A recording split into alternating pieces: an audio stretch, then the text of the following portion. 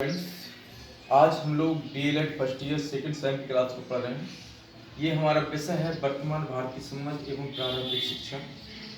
तो अभी हम लोगों ने इसमें रूसो का शिक्षा दर्शन पढ़ा था। फिर अभी हमने प्लेटो का शिक्षा दर्शन को स्टार्ट किया। तो प्लेटो का शिक्षा दर्शन जो हम लोगों ने पढ़ा, इसमें हम लोगों ने जो उनका जीवन परिचय था उसके बारे में हम लोगों ने भी समझा। तो देखिए, प्लेटो का जो जीवन दर्शन है, तो मैं आपको बताऊं, उनका जो जन्म हुआ था, थोड़ा बताते हैं संक्षिप्त में। उनका जो जन्म हुआ था 427 बीसी में, और उनकी जो मृत्यु हुई थी 347 बीसी में, यानी 347 बीसी में उनकी मृत्यु होती है।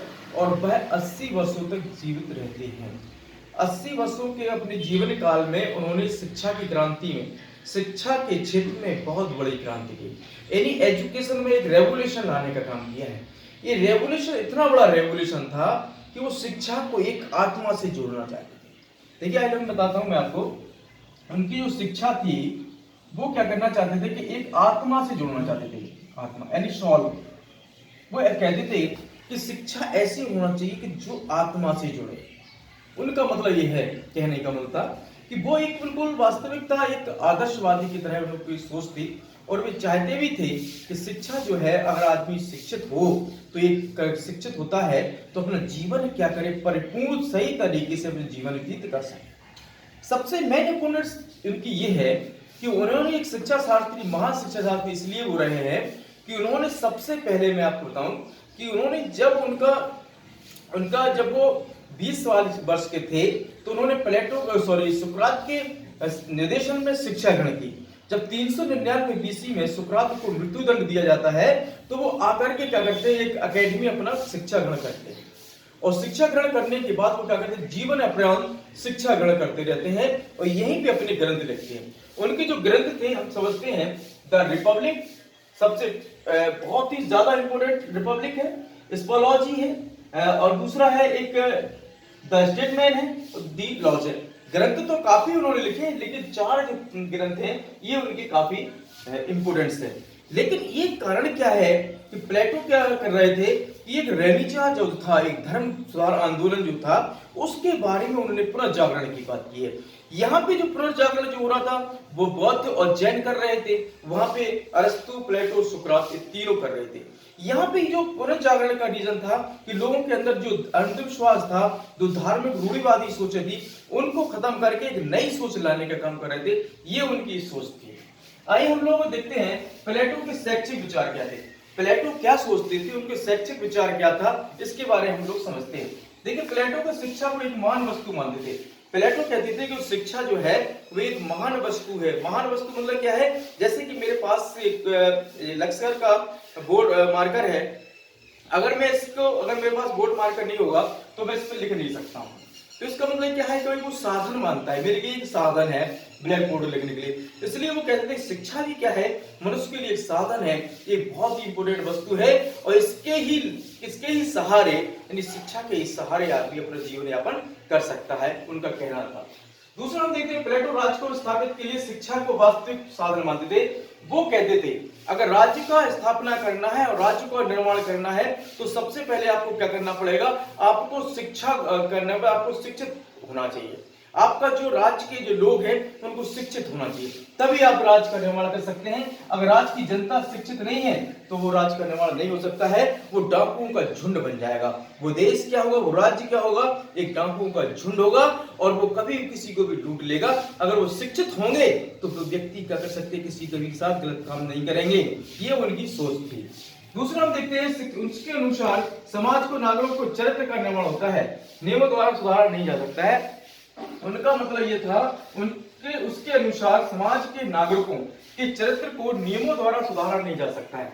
वो कहते थे जो राज्य के जो नियम है, अगर गवर्नमेंट, चाहे स्टेट गवर्नमेंट हो, चाहे प्रदेश की गवर्नमेंट हो, चाहे आदमी कितने भी कानून स्थापित कर ले, कितने भी आदमी को पाबंदी डाल ले, कोई पाबंदियों से कुछ नहीं होने वाला नहीं है।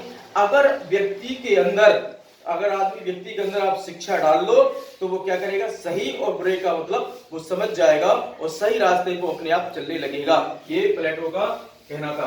दूसरे अर्थों में कहते हैं इसके लिए शिक्षा होना परम आवश्यक है। और वो कहते थे कि किसी भी राज का निर्माण, जैसे मान के किसी का चरित्र का निर्माण करना है तो सबसे पहले आपको उसको शिक्षित करना होगा, तभी उसका कल्याण हो सकता है। दूसरे शब्दों में शिक्षा को उत्तम चरित्र का निर्माण कर सकती है। दो कहते थे प्लेटो का कहना था कि जो उत्तम चरित्र का निर्माण मात्र शिक्षा कर सकती है, उसके अलावा कोई नहीं कर सकता है, ये उनका कहना था। अब हम देखते हैं शिक्षा का अर्थ क्या है। उन्होंने शिक्षा का अर्थ क्या बताया है, देखिए शिक्षा के अभिप्राय उस प्रशिक्षण से है जो बालकों को उचित आदतों का निर्माण द्वारा सद्गुण की प्रथम प्रवृत्ति को उत्पन्न करता है। शिक्षा क्या करती है, बालकों की जो प्रवृत्ति है उसमें सद्गुण का मार्ग को लाने का काम करता है शिक्षा।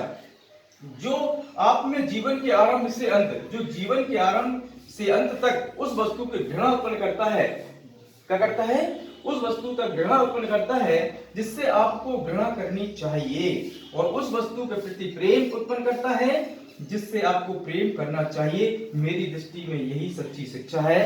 वो कहते हैं अगर आप शिक्षित हो जाएंगे तो आपको किस चीज से घृणा करना है, किस चीज से घृणा नहीं करना है, किस चीज से प्रेम करना है, वो आप स्वयं समझ जाएंगे। ये काम सिर्फ शिक्षा ला सकती है, ये प्लेटो का कहना था। अब हम देखते हैं शिक्षा के उद्देश्य। शिक्षा के उद्देश्य में प्लेटो के अनुसार शिक्षा का प्रमुख उद्देश्य पूर्णता का अवस्था को प्राप्त करना है। मतलब क्या करना है, हमें परिपूर्ण होना है। अगर हमें क्या करना है, शिक्षा क्या कर सकती है, मनुष्य को परिपूर्णता की ओर ले जा सकती है और उसको पूरे जीवन सफल बनाने का काम कर सकती है, ये उनका कहना था। दूसरा कथन, उसके अनुसार शिक्षा का समस्त कार्य आत्मा को ज्ञान में रखना नहीं है। वो कहते थे आप शिक्षित हो गए, आपके पास ज्ञान है तो अपना ज्ञान अपने आत्मा में समाहित कर लिया, ऐसा नहीं करना है। अगर आप पढ़े लिखे हैं, आप ज्ञानी हैं, तो जो ज्ञान, जो समाज जो अंधकारी है, जिन समाज को कुछ आता नहीं है, जो भटके हुए हैं, जो अशिक्षित है, उनको आपको शिक्षित करना है। ये आपका सच्चा ज्ञान है। उनका कहना था सर्वोत्तम गुणों को बाहर निकालना है। जो आपके अंदर अच्छी अच्छी बातें हैं, जो आपके अंदर समाज का निर्माण कर सकती हैं, उनको बाहर निकाल करके सद्गुण का निर्माण करना है। यही सच्ची शिक्षा है। प्लेटो का यही शिक्षा दर्शन था। प्लेटो चाहते थे कि जीवन भर लोगों को दूसरों की सेवा करना चाहिए, अपने ज्ञान से दूसरों को बदलना चाहिए, यही शिक्षा है। अगर आदमी क्या है, अपना ज्ञान अपने पास रख करके बैठा हुआ है और दूसरों का कल्याण नहीं कर रहा है, तो ये शिक्षा नहीं हो सकती है। प्लेटो का यही शिक्षा दर्शन था। आज का टॉपिक यही खत्म होता है, कल दूसरे टॉपिक के साथ फिर पढ़ाएंगे आपको।